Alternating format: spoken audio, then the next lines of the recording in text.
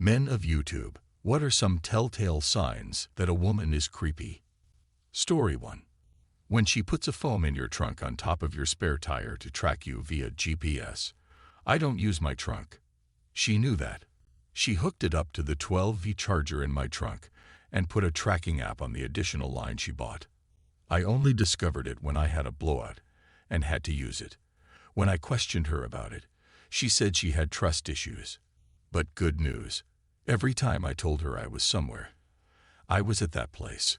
We broke up after that. Edit. This has blown up more than I expected. Some of you are much more creative than I am. The story had a happy ending for me. It was a toxic relationship, but my next relationship was with the woman who became my wife. We will be celebrating our 8th wedding anniversary in a couple of months. I sometimes wish I had been able to help my ex. She had quite a few good qualities, but the suspicion, insecurity, and attempts to control me were too much for me to deal with at the time. It sucks when you see what someone could become, but you know they probably never will. Story 2. Girlfriend was practicing her signature and asked if she could see mine. Innocent enough, right? I rattle off a few beautiful Johnny Hancocks on a napkin, and beyond admiring my own handiwork, don't think of it any further. Fast forward a week, and she says, "Check out my new tattoo." Sure enough, it's my signature, first name only, on her right, or wrong, hip. Yikes. Fast forward to her solo European trip. Turns out she cheated on me with a guy with the same first name. Bet he was scared. Story 3. When she constantly tells you how everybody in her life is out to get her, and nothing is ever her fault. I've been friends with her for about 15 years, and at times it feels like being a victim is her entire identity. At work, all her bosses hate her for no reason, or because she's a woman, even though it seems to follow her from job to job. And she has had many female bosses with whom this problem still exists. Her groups of friends are completely different every 1.5 years or so, because she inevitably has a falling out that is always their fault. In relationships, she behaves as if her boyfriend du jour is the only redeeming light in a world of evil, rotten people, until they break up, at which point he is always portrayed as an abusive monster and a shining example of what pigs all men are, in very public tirades on every social media page he has. Constant subtweets 24/7, but more so after a breakup. Now, I don't doubt that she's been hurt in relationships before. She, nor anybody else, doesn't deserve that. But I do have a hard time believing that every single man she's ever dated is an abusive psychopath. Every single boss she's had has been mistaken and out to get her. Every single best friend is actually a two-faced bitch. At some point, the common factor in all of these situations is her. I do not mean to minimize abusive relationships. They are a real issue, and people claiming abuse should be believed should be taken seriously. After all these years and all these instances of problems, I have a hard time believing her specifically. Story 4. Met this girl in a church group in middle school. We got to know each other because of the group but didn't really become friends or anything. Stopped going when I went to high school and never talked to her for 3 years. She commented on a status I had and we got to chatting, and I agreed to hang out the next weekend. I asked if we should invite other people in our old church group, since I hadn't seen any of them in a while, and she said no. I thought this was because she liked me and wanted to hang out with me, so I was flattered. I kept talking to her throughout the day. The next morning I woke up around 10 a.m. to about 7 to 8 missed calls, 2 voice messages, and countless text messages from her. I was pretty creeped out by then. The nail in the coffin was one of the messages I got from an old friend from the church group asking me if I talked to that girl. I was confused how my friend knew I talked to this girl the day before. Turns out the girl started messaging my friends, asking when I woke up in the morning, and why I hadn't messaged her back. Story 5. I once responded to a flatmate ad, but the criteria was single male 30-ish years old. Turns out she wasn't looking for a flatmate, she was looking for a husband. I was always clear that she would just be a flatmate to me.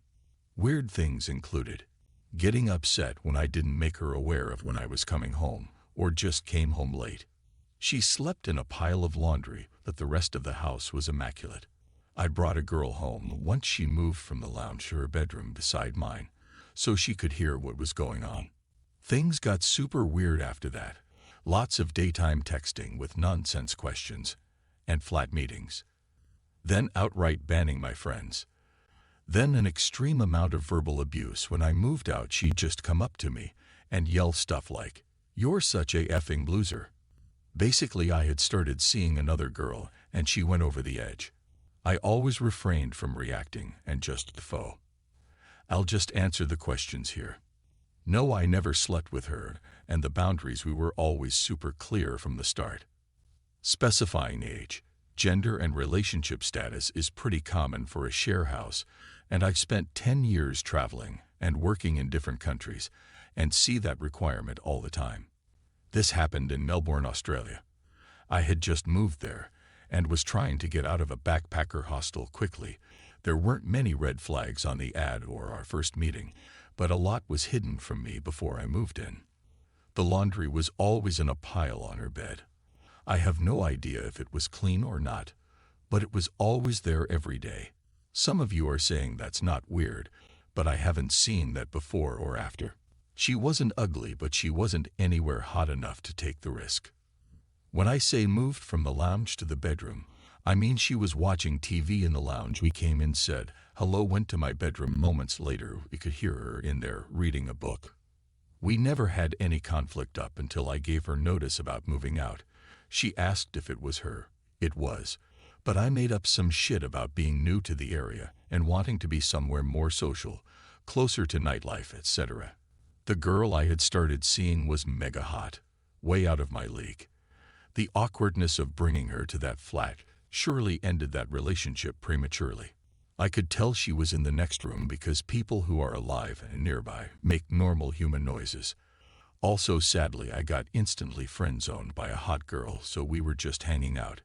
It was easy to hear noise from the next room. Not sure why that confused people. Was always super nervous around hot girls. I don't know why. Story 6. If she doesn't take no for an answer. When I was a freshman in college, there was this girl that I had met at a party and flirted with a bit. She had a boyfriend, as a friend later told me, and we became friends. I was actually in a fraternity at the time, not your typical frat. We were the geeky compse guys who smoke weed and had boring parties frat on campus.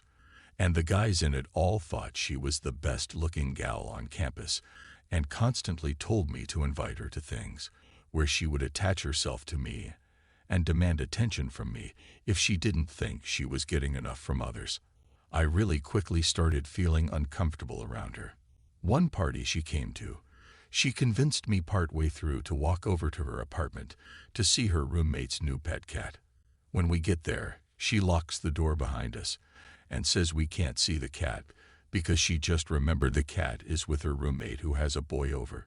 She then insists that I try 5 different juices she made earlier that day and keeps trying to pressure me to take Jaeger shots, which she of course abstained from.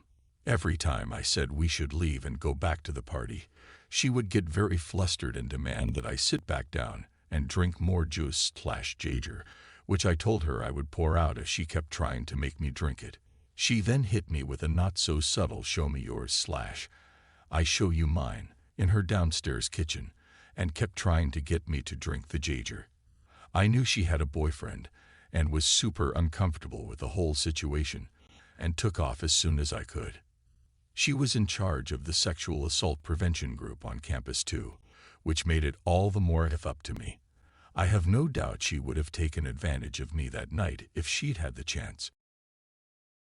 Story 7.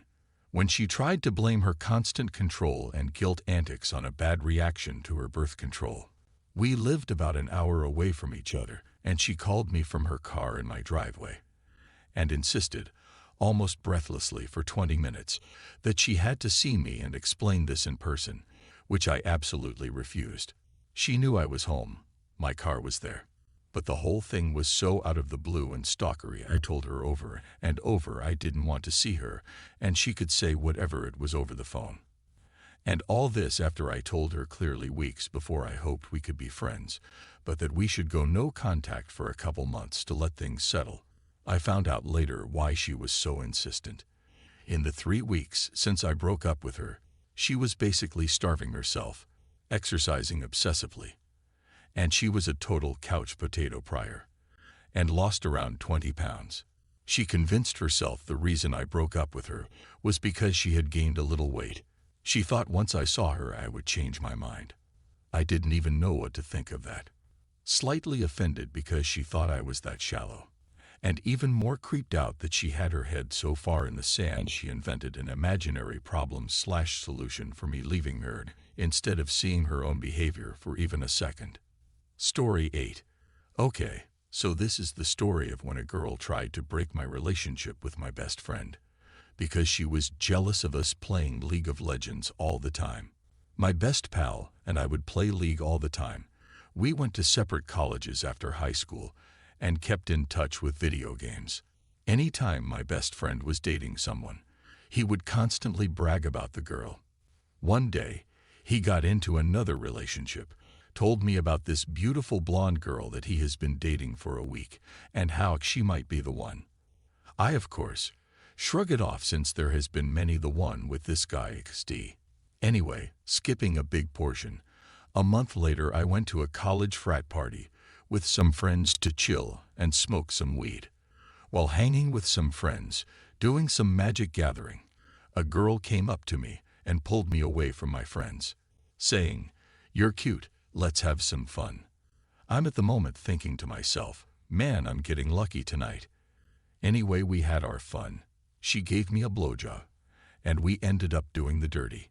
She gave me her name, but said she didn't have a phone, and she will contact me by Discord later. 3 days later, my best friend jumps on the League, and we chatted up in Discord.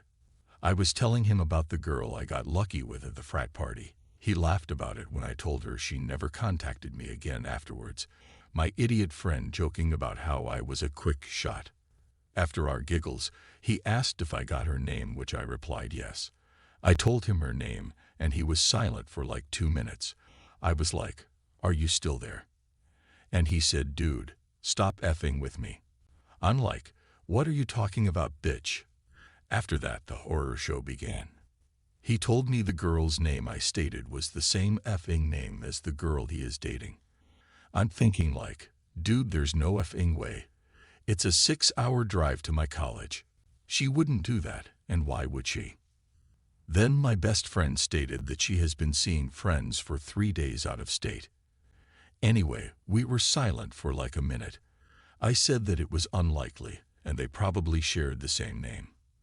After an hour of awkward gaming, my friend decided to go out to get some food, and I smoked a bowl and watched anime. 3 hours later, I got a Discord call from my friend. I hopped on, and the first thing he said was, "I effing knew it." I asked him what was up, and he told me that his new girlfriend was the girl I was effing mind-blown over the matter. After stuttering for a second, I simply asked why. The girl apparently was jealous of my friend and I playing League.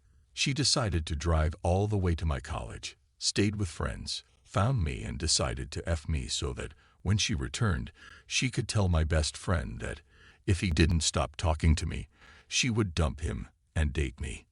The ending of this story is obvious. She ended up getting dumped by my best friend and started messaging me in Discord, which I blocked her. Luckily, my friend and I are still friends, but it was effing disturbing moments of our lives. Story 9.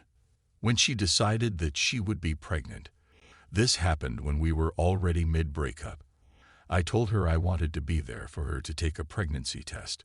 She said she'd go get some and be right over. I told her that I'd go get some. She then was not able to show up for the rest of the day, but would come over tomorrow. Fine by me. Then the next day, she took the test, but due to stage fright, she said I couldn't actually watch, but could be right outside. I have had stage fright before, so sure, it was my bathroom at my house, no worries. Test came back positive. Well, shit. I continually berated her that we needed to go see an actual doctor, get her on prenatals, get ultrasounds, etc. She kept making excuses. I noticed them, which made me push harder to figure out what WTF was going on. Excuses consisted of, I switching health insurance. My gyno is out of town. This one was good, cause I asked the name. She answered her real gyno. I then commented I'd call the next day. This was late at night. And try to get an appointment ASAP when the doctor returns. She then had a headache one night, and her hippie mom gave her some homemade medicine. I told her she needed to find out what was in the medicine, so that we can notify the doctor, and she told me to keep out of it. Finally, I had a falling out. I didn't believe she was pregnant, but I had done a couple checks of pregnancy tests that I purchased. She decided that we should just be done, and would be taking me to court for child support. I told her that if she had the kid, I'd take her to court to get full custody, because she is doing a terrible job at showing she wanted to care for the child. About a month goes by. Her friend couldn't get a sound system to work, and knew I'd be able to fix it, and gave me a call. I fixed it, and decided to ask the friend straight out, is she having a baby? Because I need to know if I'm going to have a kid. Whether or not I'm the caretaker, I need to know. Her friend started crying, and spilled everything. She had gotten another friend, who was actually pregnant, to pee in a bag, then took that bag with her everywhere in her purse, in case I questioned the pregnancy. Friend and pregnant friend found out what happened. Friend and pregnant friend were told I wouldn't let her leave, and she used the pee to fake a pregnancy because she knew I'd bounce if I thought she was pregnant. When in reality it was exactly the opposite. I was already breaking up with her, and she knew I'd actually man up to being dad if she was pregnant. Also, no idea what her endgame was. Fake a miscarriage.